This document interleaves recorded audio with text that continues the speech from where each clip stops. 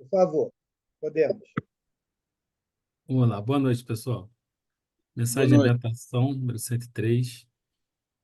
Examina quanto tempo diariamente dedicas à tua vida espiritual. Trabalhas, vestes, distrai-te, alimenta-te, dormes e reservas breves minutos ao espírito encarnado. Está Mediante... picotando tanto. Será que é melhor eu fazer a prece primeiro? Espera aí, Amauri, depois a gente vê isso aí. Vamos à leitura primeiro, espera aí. Trabalhas, veste-te, distrai-te, alimenta-te, dormes e reservas breves minutos ao espírito encarnado, mediante uma rápida oração, uma pequena leitura ou ouves uma palestra. Às vezes, nenhuma destas concessões lhe facultas. O homem não é somente corpo, mente. Antes de tudo, é o ser espiritual que conduz os implementos corpo-mente e exige atendimento espiritual para bem executar as tarefas que lhes dizem respeito. O corpo necessita de cuidados para viver, mas a alma também. Eu peguei aqui uns ganchos aqui da nossa correria diária, que a gente se preocupa tanto com tantas coisas que a gente tem que fazer no dia a dia, e muitas das vezes a gente esquece o nosso lado espiritual. Graças a Deus a gente tem esse momento aqui que nos faz lembrar disso e acaba se tornando um hábito nosso, e espero para todas as pessoas que vivem à nossa volta, se alimentem desse hábito também, de reservar um minutinho para o nosso espírito, porque sem ele, sem a oração para ele, sem a energia que ele necessita, ele não vai gerar energia para a gente executar os nossos trabalhos diários. Eu entendi assim. Obrigado, Carlos. Eu me lembrei também daquela fala de Jesus aos apóstolos, quando ele se afasta para orar, e quando volta está todo mundo dormindo. E aí ele pergunta, né? Nem por uma hora pudestes orar comigo? Então, a Joana, nessa mensagem, ela fala o que nós fazemos na vida toda, né? Trabalhar, vestir, distrair, alimentar. Ninguém precisa abrir mão disso. Mas também precisamos entender que precisamos da referência espiritual, do alimento espiritual, né? Porque nós não somos o corpo, nós somos o espírito. E às vezes cuidamos tão bem do corpo e esqueçamos do espírito. Então é muito importante nós não esqueçamos disso. Muito bem, obrigado, Carlos. Vamos então à nossa prece, Maurício. Vamos. E vamos dizer assim: ah, Paizinho do céu, como nos gratifica esses momentos por saber, através destes momentos, que tu ainda acreditas em nós, que tu tens a maior confiança em teu Filho amado Jesus, essa confiança que nós devemos ter também. Ah, Paizinho, como nós nos sentimos protegidos e amparados quando descobrimos, através de todas essas leituras, de todos esses momentos, que nós temos que pedir muito para os que sofrem, os que estão dando recados errados. Temos que pedir sempre, Pai, porque agora vem a luz para nos dizer que, se nós também sofremos, nós temos parte com os erros que estão sendo cometidos. De alguma sorte, nós estamos envolvidos.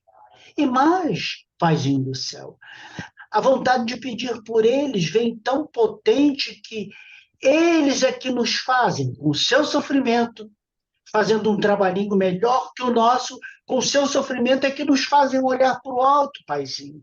Como nós estamos vendo agora, em que o nosso país todinho se une em favor daqueles nossos irmãos que sofrem. Quiçá, Paizinho do céu, consigamos um dia fazer isso pelo globo inteiro, Pai. Então, é em nome desse Jesus que nos dá essa força muito grande, pois que de nós mesmos nós não temos nada para dar, mas confiando nesse amor do Mestre, é que nós sabemos que nós podemos, em nome dele, realizar também, quando a nossa vontade é essa, fazer pelo outro, fazer o melhor.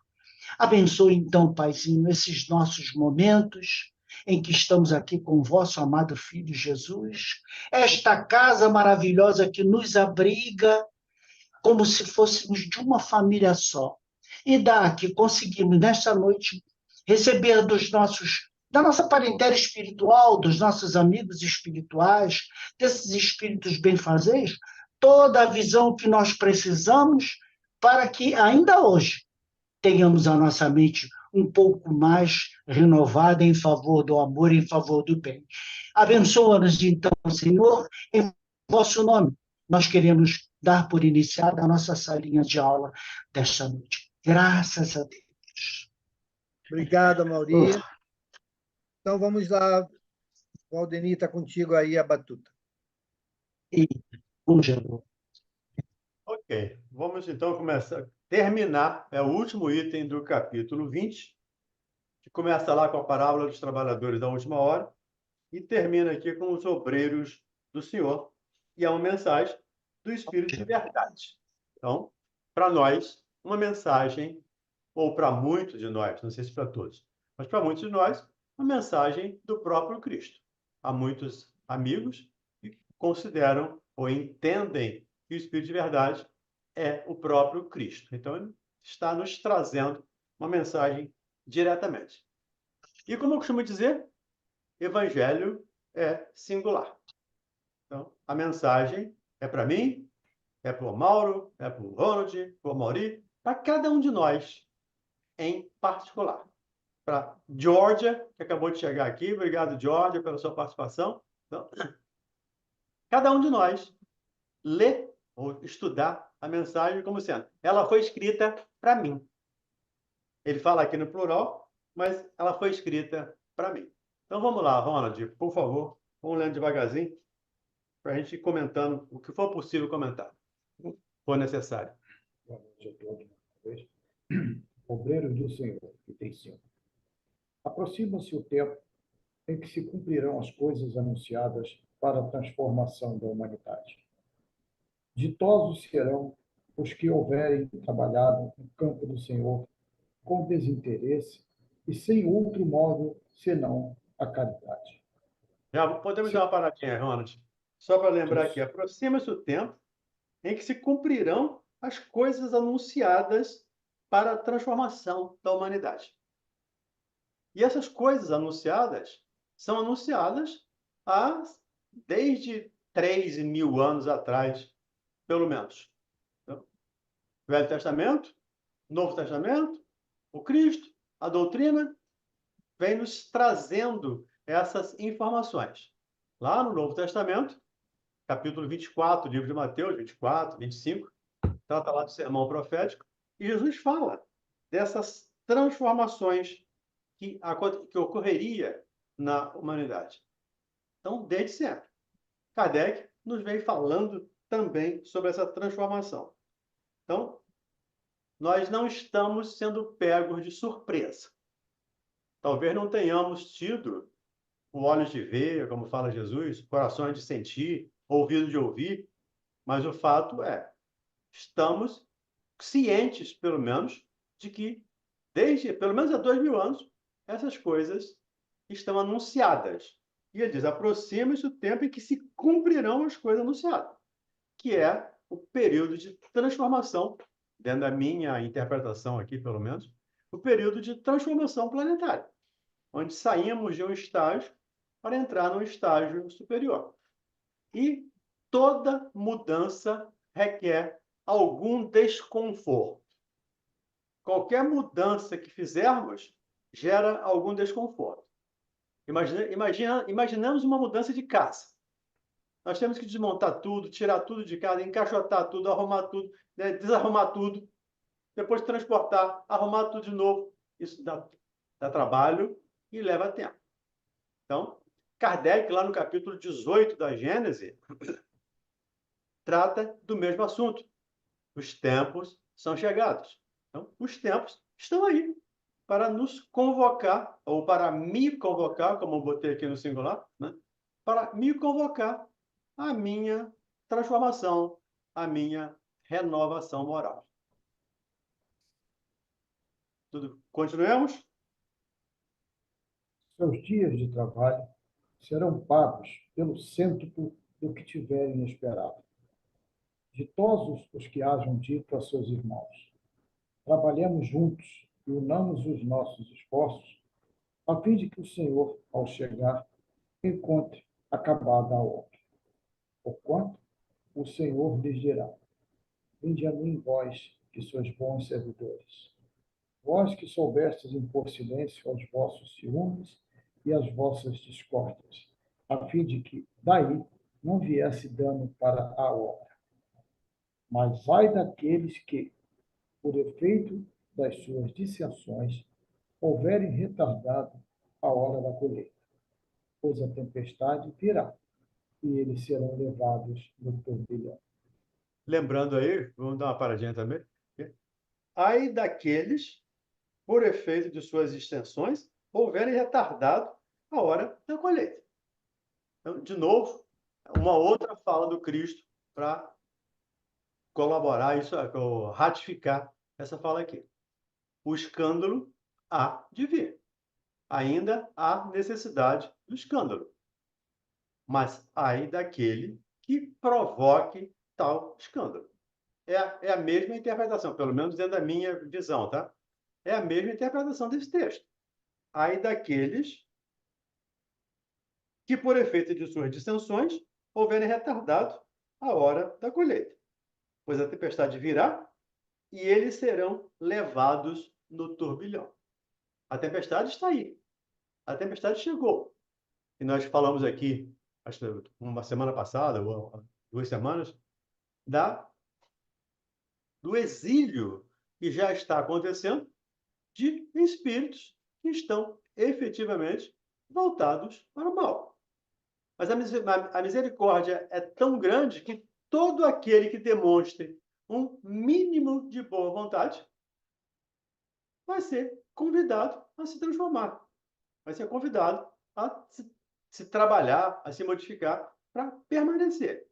O que nós precisamos ter cuidado, e de novo me permito usar a primeira pessoa, né? O que eu preciso ter cuidado é para não ser essa pedra de tropeço, para não ser esse que retarda a hora da colheita. Porque se ele diz que ai daqueles que retardam, então nós podemos retardar. Nós não podemos impedir, mas podemos retardar. E seremos responsabilizados por esse retardamento, se o fizermos. Me lembrei aqui de um verso do Pablo Neruda, quando ele diz que nós não podemos, nós podemos impedir o nascimento de uma rosa, mas não podemos impedir a chegada da primavera. Então, nós podemos atrapalhar, não vamos impedir, mas podemos atrapalhar, podemos ser pedra de tropeço, como muitos hoje, encarnados e desencarnados, estão sendo pedras de tropeço. Então, que não sejamos nós esses elementos a atrapalhar o progresso da humanidade. Continuemos? Clamarão, né? Aqui, né? Ai Isso. daqueles, por efeito de suas dissensões, houverem retardado a hora da colheita. A tempestade, eles serão levados no turbilhão. Clamarão: graça, graça. O Senhor, porém, lhes dirá: como implorais graças, vós, que não tivestes piedade dos vossos irmãos, e que vos negastes a estender-lhes as mãos, que esmagaste o fraco, em vez de o amparardes? Como suplicai graças, vós, que buscastes a vossa recompensa nos gozos da terra e na satisfação do vosso orgulho? Já recebestes a vossa recompensa, tal qual a fizestes. Nada mais vos cabe pedir. As recompensas celestes são para os que não tenham buscado as recompensas da terra. Lembramos aqui do nosso estudo lá do Livro dos Espíritos, né? Qual um dos piores, digamos assim, o pior defeito, ou a pior não virtude, né, que podemos ter? O interesse pessoal, ou seja, o egoísmo. Então, quando eu faço alguma coisa esperando recompensa, eu recebo a recompensa daqui, Mas a justiça divina não precisa não fica me devendo nada.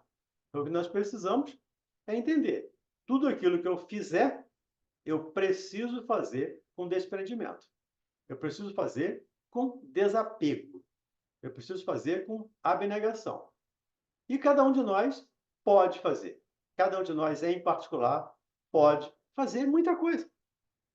Às vezes a gente imagina, mas eu sou pobre, eu sou pequeno, eu sou ignorante, eu não posso fazer. Pode.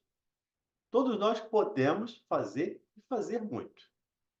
Eu me lembro de um item lá do capítulo 20 do livro Jesus no Lar, quando ele fala a estranha caridade, ou a caridade estranha, é a caridade estranha, ou a estranha caridade. Onde Jesus fala daquele que não tem absolutamente nada e faz mais caridade do que aquele que tem muito.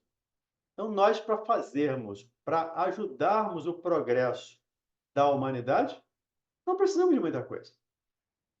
Primeiro, nós precisamos promover o nosso progresso. A partir do momento que eu promovo o meu progresso, eu estou propiciando ao grupo que me circunda conhecer, perceber esse progresso. E, a partir daí, também procurar o seu progresso. Porque eu não vou tratar do progresso de ninguém. Eu não vou, infelizmente, né? Eu não posso mudar a cabeça de ninguém. Mas eu posso, me modificando, influenciar outras pessoas.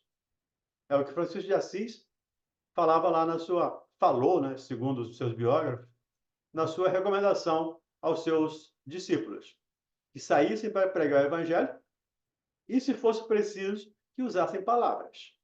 Então, até 100 palavras eu posso auxiliar, porque senão os mudos estariam impedidos de trabalhar. Os cegos estariam impedidos. Os surdos estariam impedidos. E nenhum deles está impedido de ajudar no progresso da humanidade. Até porque cada um de nós, e aí me permitam, por favor, tá? Se quiser se excluir, fique à vontade. Mas eu digo, cada um de nós é um pouco surdo, é um pouco cego, é um pouco mudo. Cada um de nós tem um pouco dessas dificuldades. Precisamos aprender a lidar com as nossas limitações, com as nossas deficiências, enfim. Diga aí, Carlos Santos. Eu acho que vai cair no que você acabou de falar. E quando a gente fala daqueles que houverem retardado, né, o momento da colheita, a gente tem que, pegando a sugestão, né, de o evangelho ser para cada um, isso cabe a mim também, né? Não só para a sociedade no todo, eu prejudicar a sociedade. Eu posso estar prejudicando aquele filho, aquele vizinho. Não precisa ser exatamente um grupo grande de pessoas. É o que você acabou de falar, modificando a si próprio, você consegue devagarinho modificando quem está à sua volta, né? Então, não retarda a colheita se eu conseguir fazer isso. É por aí? É por aí. E aí eu me lembro um fato ocorrido com o Chico Xavier, quando ele começa a estudar o Evangelho debaixo do abacateiro. Tem até um livro com esse título, né? Debaixo do abacateiro, sob o abacateiro, alguma coisa assim. E tinha muito pouca gente. E depois de algum tempo, ele conversa, ele fala com Emmanuel que ia parar aquele estudo porque tinha muito pouca gente aparecendo. E o Emmanuel disse para ele, para continuar, porque se tivesse uma pessoa, se ele tivesse modificado, tivesse ajudado uma pessoa na vida dele, já teria justificado aquele trabalho.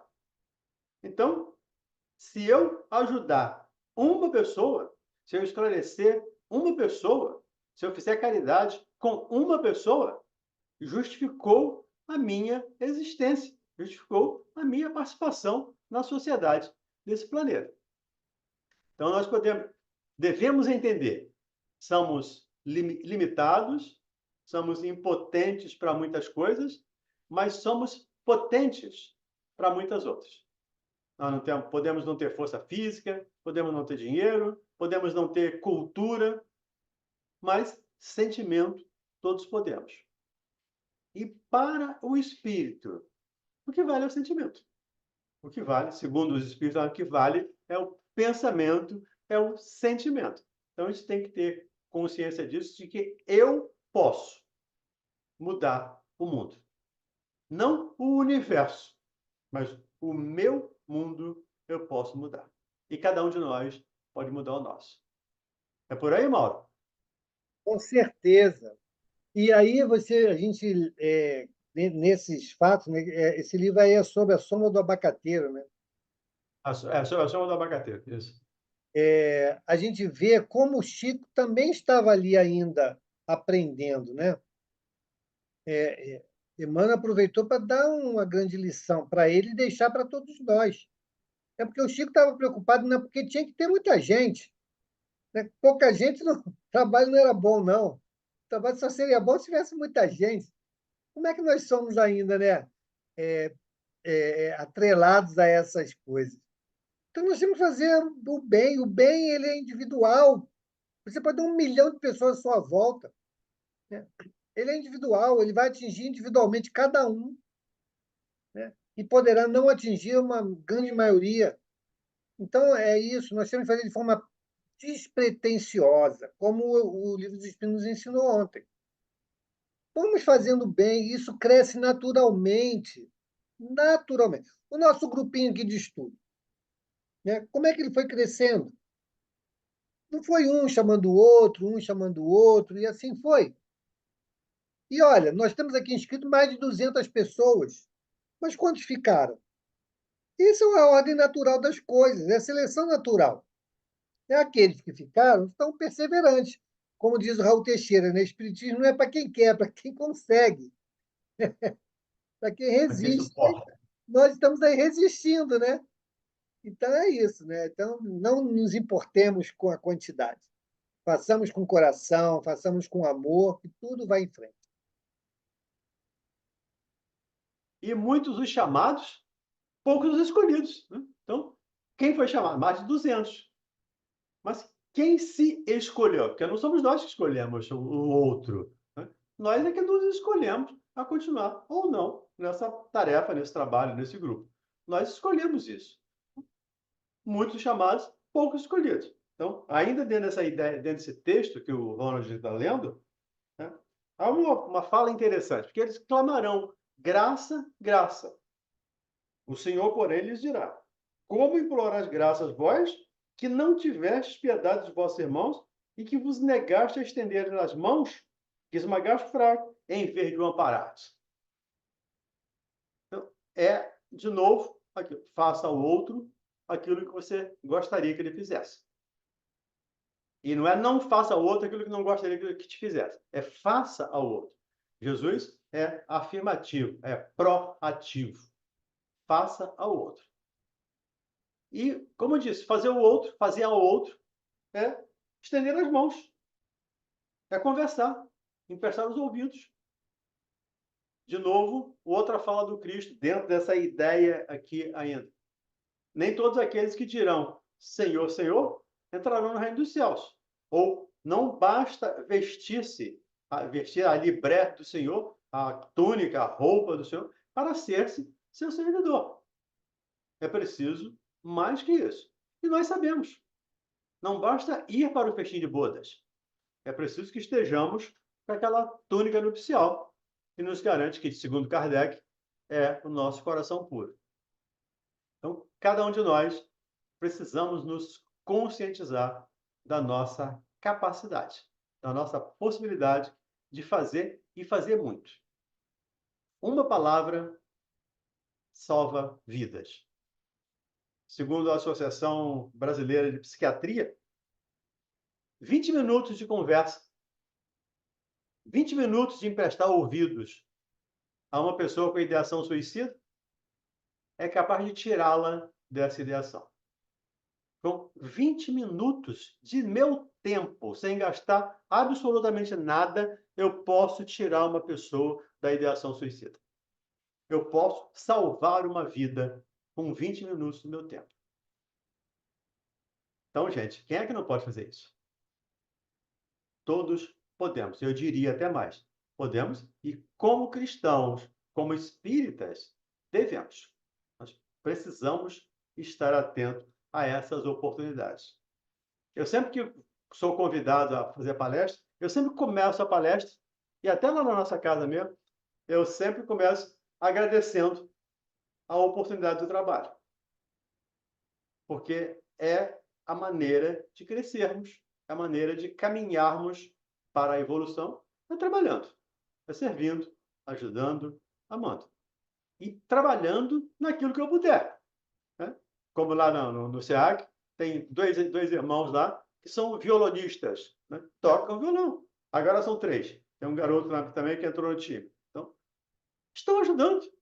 Estão ajudando a equilibrar o ambiente. Então, eu falo, o outro toca, o outro dá passe, o outro faz atendimento fraterno. Cada um faz o seu trabalho, mas todos juntos tocamos a obra. Então, é olharmos para nós, nos conhecermos, lá do autoconhecimento, o que eu tenho habilidade, o que eu posso fazer, o que eu gosto de fazer, e se dedicar, como diz o Evangelho, mãos à obra. A partir daí fica mais fácil. Continuemos, Ronald. Deus procede, neste momento, ao censo dos seus servidores fiéis e já marcou com o dedo aqueles cujo devotamento é apenas aparente, a fim de que não usurpem o salário dos servidores animosos, pois aos que não recuarem diante de suas tarefas é que ele vai confiar os postos mais difíceis na grande obra da regeneração pelo Espiritismo. Cumprir-se-ão essas palavras. Os primeiros serão os últimos, e os últimos serão os primeiros nos reinos do céu. O Espírito de Verdade, Paris, 1862. Aqueles que não recuarem diante da tarefa. Todos nós reencarnamos com uma tarefa, maior ou menor. Todos nós temos uma missão, maior ou menor, mas todos temos. Todos temos um papel que é importante. Ah, se eu não fizer meu papel, vai atrapalhar? Vai. Vai impedir? Não. Porque outro virá e fará no meu lugar. Né? A gente sempre lembra aqui a Kardec. Né? Kardec se perguntou aos espíritos: e se eu falhar? Ou se eu falhasse? Outro assumiria o seu posto. Então, quando eu não fizer um trabalho, outro vai fazer por mim. Então, o dia que eu não estou aqui, o Mauro faz, o dia que o Mauro não está, eu faço, a gente troca aqui, a gente faz trabalho.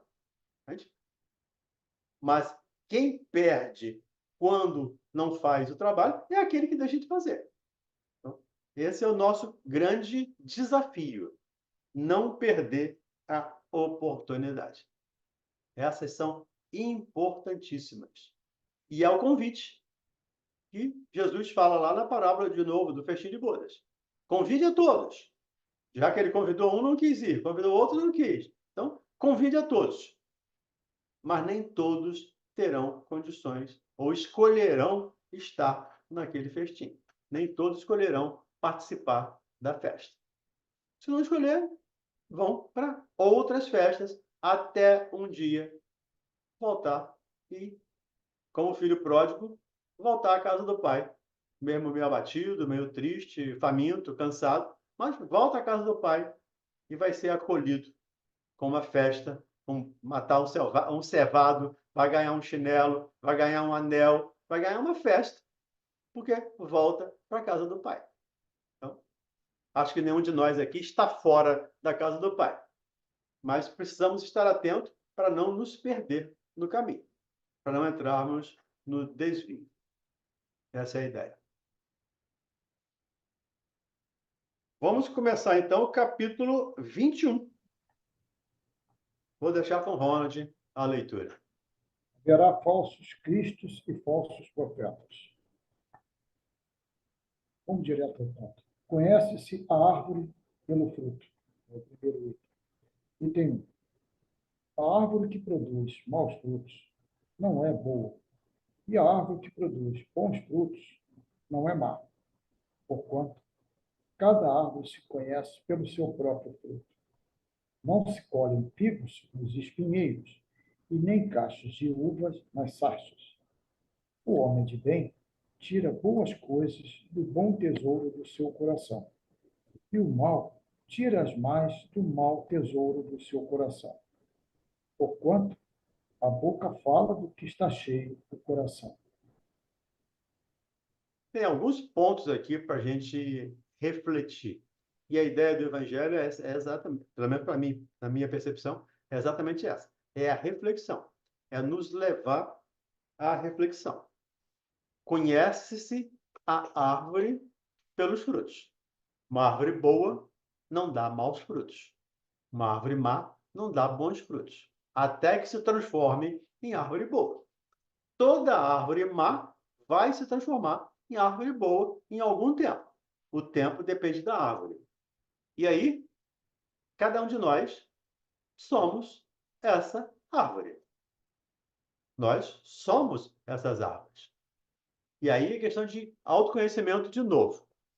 Quais frutos eu estou produzindo? São bons frutos? Eu preciso olhar para mim. E eu não preciso do julgamento de ninguém. Eu sei o que é certo, segundo os princípios cristãos. Eu sei o que é certo, eu sei o que é errado. Como é que eu estou agindo? Quais frutos eu estou produzindo? Porque eu posso produzir bons frutos ou posso produzir maus frutos. Eu posso tirar coisas boas do bom tesouro do meu coração, mas também posso tirar coisas más. As palavras podem salvar, mas podem matar. As palavras podem encaminhar, mas podem também levar a perder-se, levar à perdição. Então, como eu estou usando as minhas palavras? Já passamos aqui, já estudamos aqui, mas vale recordar, até porque o estudo do Cristo é todo integrado. Não dá para tirar um pedaço e pegar uma parte. Ele é integrado. Então, nós estudamos aqui a parábola do semeador, a parábola dos talentos, desculpa. A parábola dos talentos. Aquele que multiplica os talentos, aquele que enterra os talentos. E, na época, me lembro que eu disse aqui, até a Isabel estava participando com a gente, tivemos uma discussão boa aqui sobre isso. Eu me lembrei, as nossas palavras são talentos que nos foram emprestados. Como é que eu estou usando as minhas palavras? Diz Jesus que o homem de bem tira boas coisas do bom tesouro do seu coração. Mas o mal tira as más do mau tesouro do seu coração. Porquanto a boca fala do que o coração está cheio. Por isso ele lembra lá que o que macula o homem é o que sai da boca do homem, não o que entra na boca. Então, é um outro ensinamento que a gente tem que ter cuidado. As minhas palavras são importantes. As palavras têm uma força muito grande. Aí eu me lembro aqui o Evangelho de João, lá no primeiro capítulo, no capítulo 1, versículo 1, ele começa lá. No princípio era o Verbo. E o Verbo estava com Deus. E o Verbo era Deus.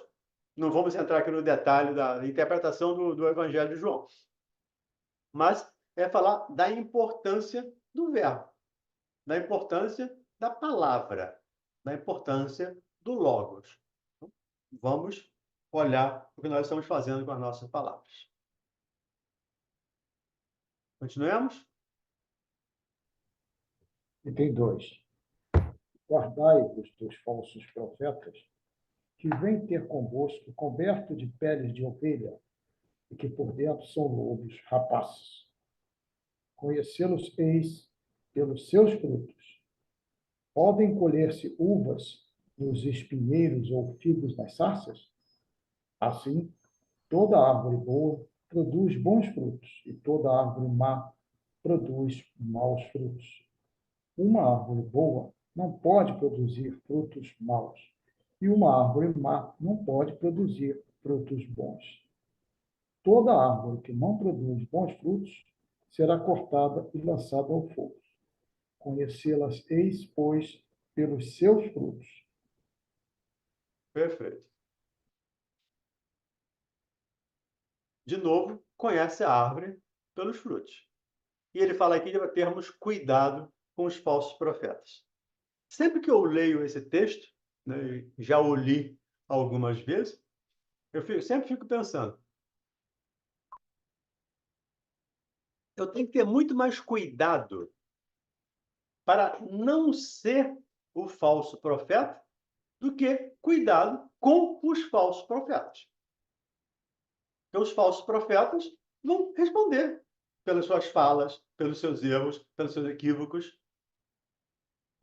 Então, eu tenho que ter muito cuidado para que eu não seja esse falso profeta. E esse, para mim, é a reflexão maior. É eu observar, de novo, me conhecer, de novo, analisar os frutos que eu estou produzindo, e a partir daí eu saber, sou bom profeta ou sou um falso profeta? Sou um profeta verdadeiro ou sou um falso profeta? De novo, o falso profeta não vai impedir o progresso da humanidade, mas pode atrapalhar.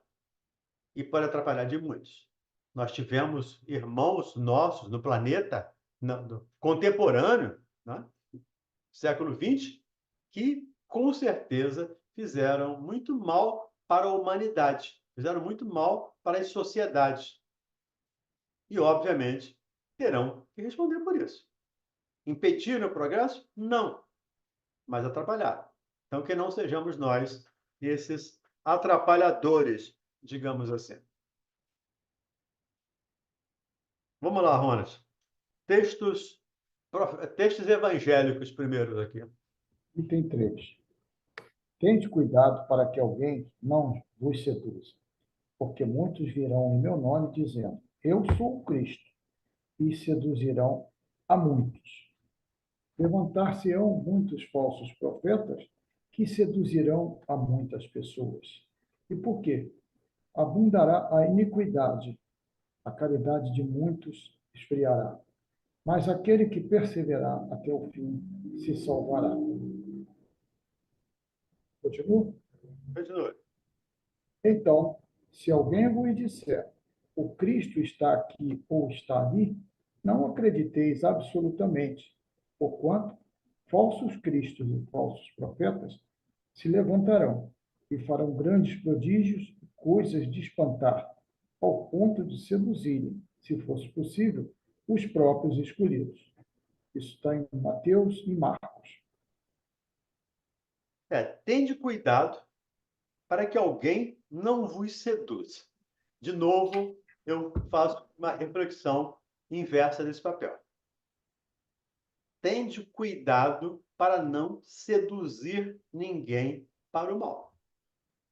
Porque quando alguém me seduzir, obviamente eu me deixei seduzir. Eu sou responsável pela minha parte. Serei responsabilizado por eu me deixar seduzir. Mas quando eu seduzo, eu sou responsável pela minha sedução e também, digamos assim, por parte da sedução do outro. Então, tende cuidado para que ninguém os seduza, porque muitos virão em meu nome e dirão, eu sou o Cristo, e seduzirão a muitos. E nós estamos vendo isso aí. Né? Já tivemos, desde o Cristo, já tivemos inúmeros Cristos, inúmeros falsos profetas aparecendo aí na história. Esse é o cuidado. Muitos profetas seduzirão muitas pessoas, até aqueles, se pudesse, aqueles escolhidos. Felizmente, aqueles escolhidos não serão seduzidos.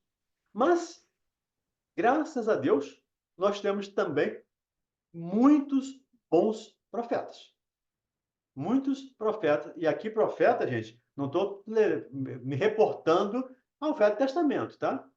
Profeta hoje é aquele que ensina, aquele que fala, aquele que convida, aquele que estimula. Então, isso eu estou colocando como profeta.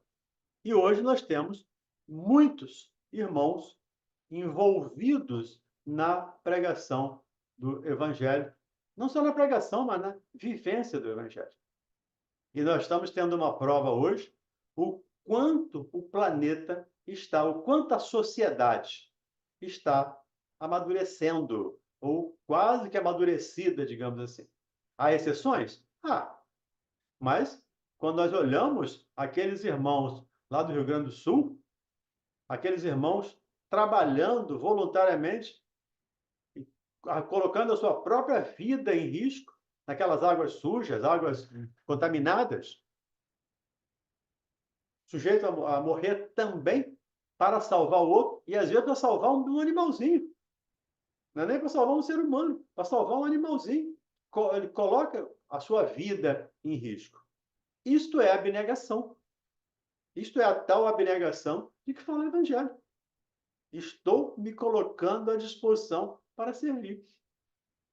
Isto é sinal de progresso. Isso é sinal de que esses profetas estão mostrando que as coisas não estão perdidas. A sociedade não está perdida em direção ao caos. Nós temos diretrizes. Nós temos alguém no leme desse barco. Nós temos alguém comandando esse barco. E estamos vendo isso, graças a Deus. E felizmente, não é só em épocas de calamidade. Nas calamidades, isso se amplia. Eu hoje vi um vídeo, eu não sei se vocês viram, mas um vídeo muito interessante. Me emocionei. Uns garotos da África, com a bandeira do Rio Grande do Sul, dentro da linguagem deles lá, eu não entendo a linguagem deles, mas imagino orando pelo povo do Rio Grande do Sul. Estão lá na África. Um povo sofrido, escravizado ao longo do tempo, marginalizado, sofrendo preconceito, e estão lá devotadamente, abnegadamente, orando por irmãos que estão num outro continente, que estão longe, que não têm nem ideia de onde seja, mas estão lá orando. E isso, quando a gente olha isso, não só com os olhos físicos, mas também com os olhos do coração, com os olhos da alma, dá-nos, ou pelo menos a mim, deu-me uma alegria, uma injeção de ânimo. As coisas estão encaminhando. As coisas estão se encaminhando. As coisas estão caminhando na direção do equilíbrio, do bem. Como dissemos anteriormente, as revoluções, as mudanças trazem desconforto.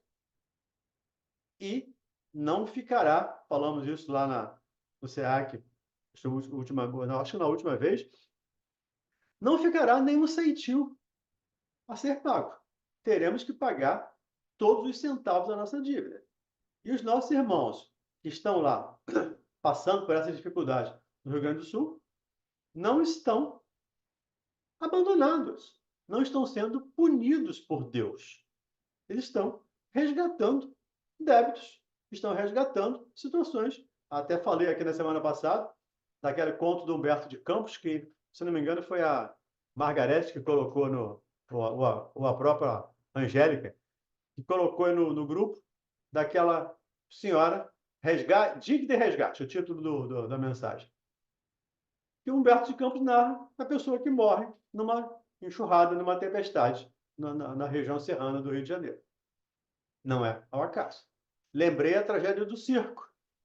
Lá no ano 77 da era cristã, aquela matança de cristãos, todos eles, os matadores, se reuniram num circo em Niterói a pedido para resgatar dívidas. Então não tem nada de errado no planeta. Nós aqui, com a nossa ansiedade, às vezes queremos que as coisas aconteçam no nosso tempo, do nosso jeito, mas não vai acontecer. Graças a Deus, não vai acontecer no nosso tempo, nem do nosso jeito. Vai acontecer do tempo que Deus assim determinar. Diga, Ronald. Você lembrou bem. Esse exemplo que a gente está tendo agora no Rio Grande do Sul, né? É isso que a gente está estudando aqui, né? Ali, nesse episódio todo, tem boas árvores produzindo bons frutos, mas também tem árvores más que estão destruindo.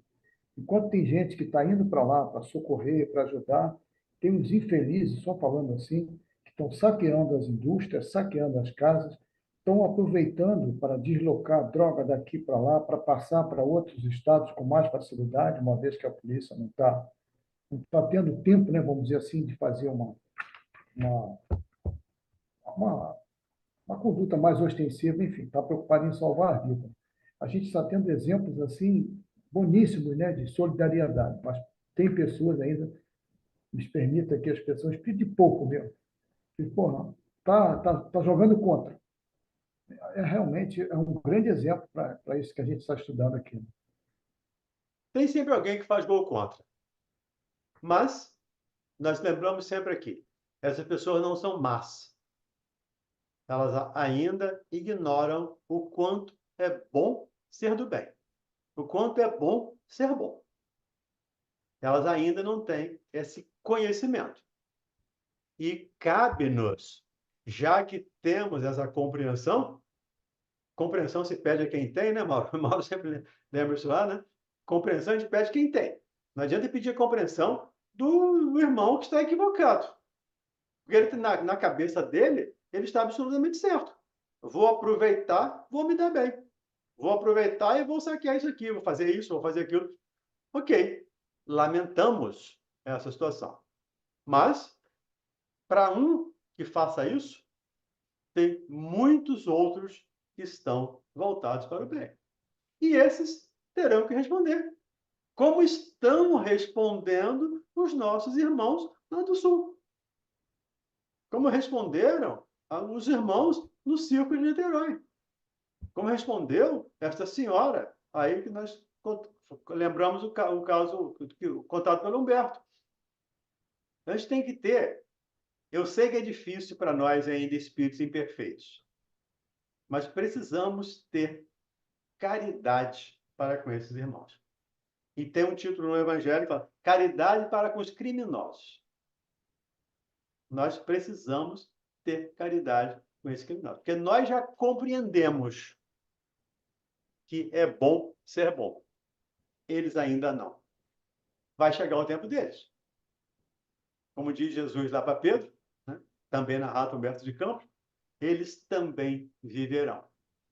E viverão 1, 2, 10, 200 vezes até aprender.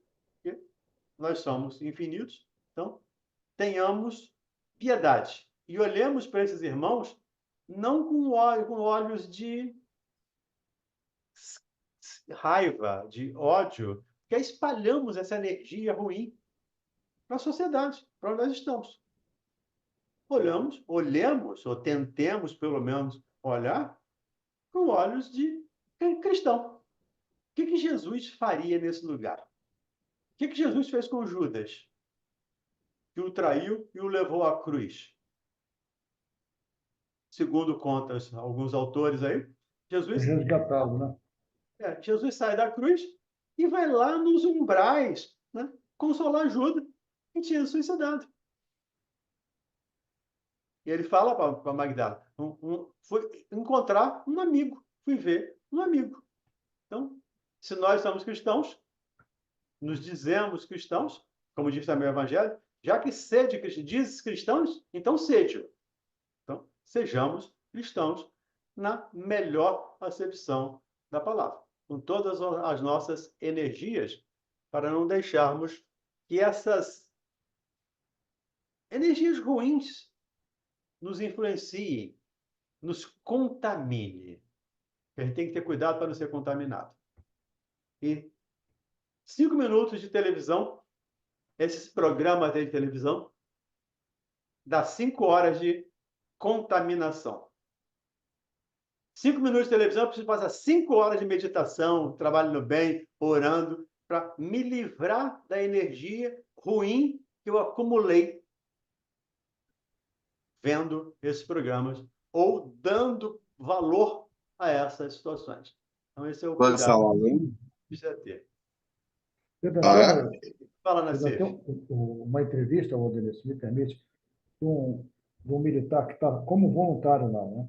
Ele esteve no Haiti, ele disse, olha, eu vivi isso no Haiti, fiz socorrer pessoas lá naquela época do terremoto. Agora ele está na reserva e teve a casa dele tomada, não tem nada, perdeu tudo.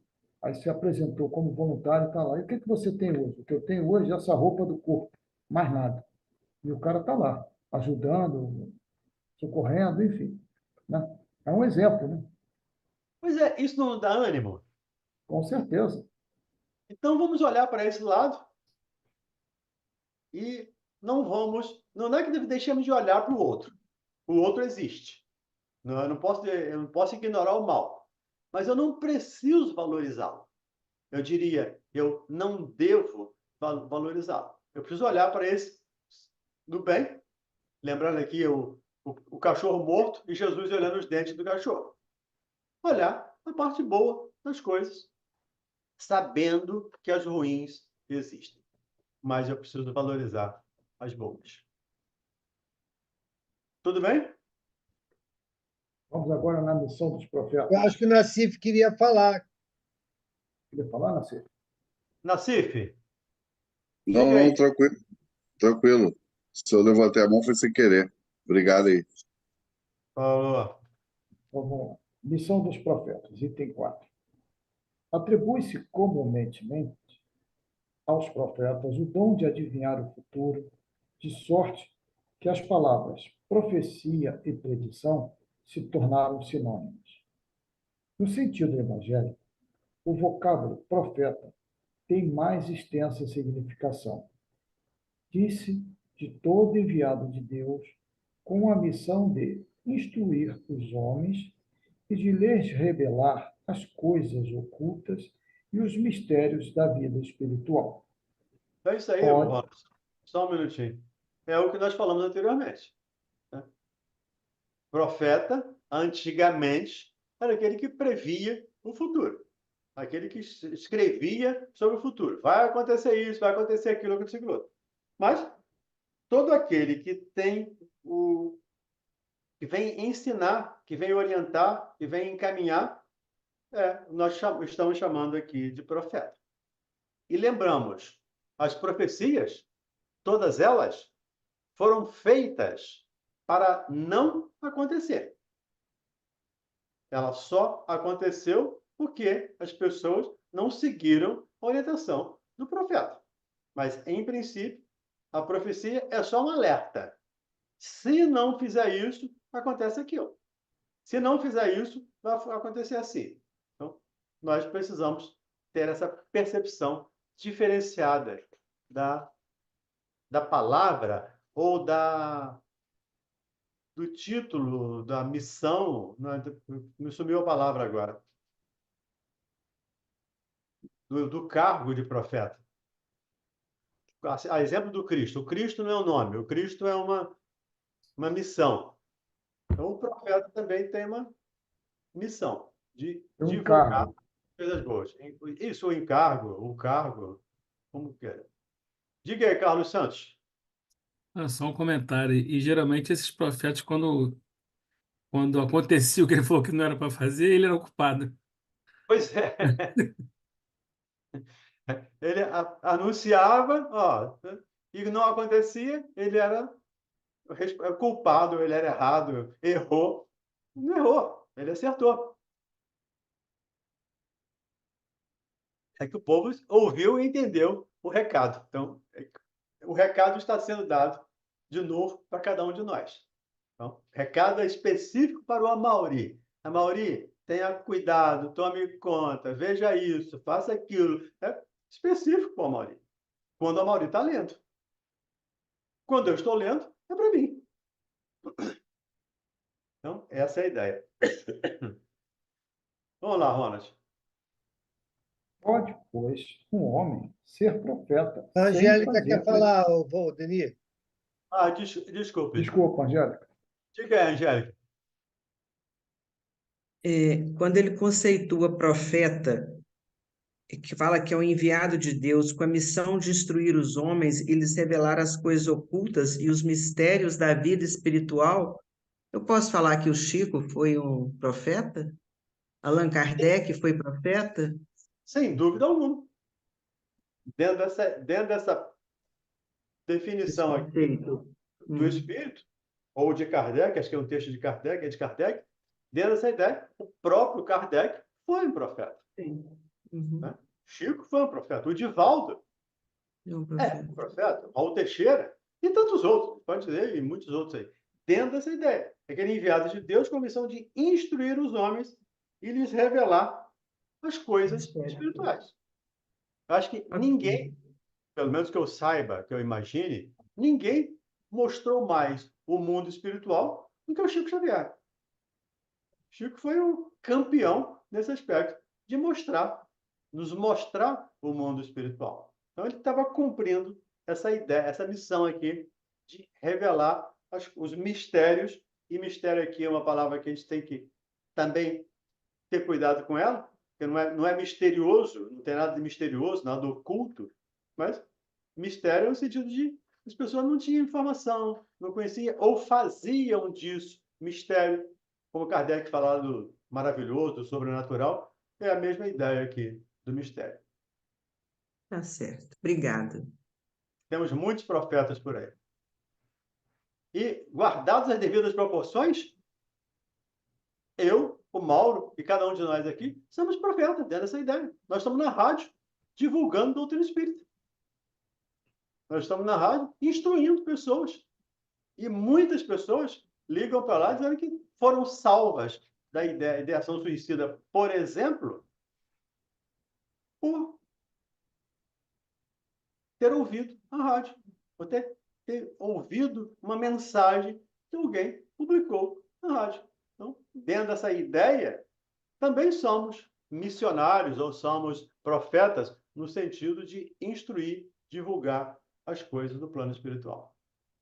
Pelo menos assim eu percebo, tá, gente? E sempre que eu digo aqui, eu digo, é a minha interpretação. Não é a melhor, não é a verdade, não é a verdadeira, é só a minha. É como eu entendo o processo. E fica aberto para outras percepções, outras interpretações, para a gente colocar aqui, se for o caso. Mas com certeza vocês já têm muitas horas, muitos bônus horas. Tenha certeza disso. Bônus horas nem tanto. Mas a gente faz. Acho que eu já recebo, a gente já recebe muito. Primeiro, os amigos espirituais que estão aí nos ajudando escancaradamente, eu diria. E depois é muito bom. Quando a gente recebe uma mensagem, a gente sai por esses feirões da rádio, a gente sai para fazer palestra por aí, e leva o nome da rádio, e as pessoas agradecem pela rádio, não é por nós, mas agradecem pela rádio. Eu acho que quem tem muito boas horas é o Geraldo de Aquino, por ter criado a rádio, por ter comprado a rádio, por ter possibilitado isso. Esse sim tem. Mas nós somos pequenos servidores lá do Cristo. Vamos parar aqui, né? Vamos parar aqui. E 55 já, eu nem vi. Eu falo demais, você não me deixem falar. Eu fico falando o tempo inteiro. Semana que vem a gente retoma aqui no... Pode, pois. Pode, pois, um homem ser profeta sem fazer predições. Paramos aí. Isso. Não, vamos voltar no início. Vamos voltar. Não, vamos voltar no início do item 4. Tá bem. Possível. Tá. Mais fácil. Tá. Dia 21. 21.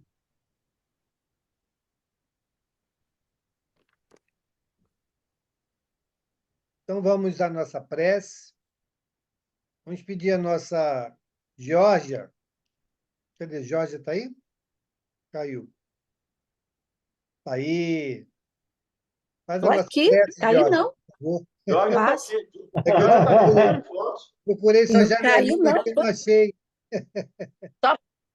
Estou na zona de rebaixamento, já estão falando que eu caí? Calma. Então, vamos orar. Somos duros na queda, né? Somos duros na queda, né, Jorge? É verdade. Vamos lá. Vamos lá, meus irmãos. Senhor, Pai de divina sabedoria e bondade, te agradecemos por mais um estudo, Senhor, tão gratificante, quanto aprendizado, que possamos, Senhor, nos conscientizar dessa importância de colocarmos esse estudo em prática. Pedimos, Senhor, pelos irmãos que aqui não puderam estar, os irmãos, Senhor, que por algum motivo se afastaram do grupo, do estudo, eles possam ser amparados, pedindo, Senhor, por cada lar, o lar de cada irmão aqui presente, pedindo, Senhor, e te agradecendo por tudo que tem nos dado. Que possamos, Senhor, ter uma noite de muita paz, de muita luz.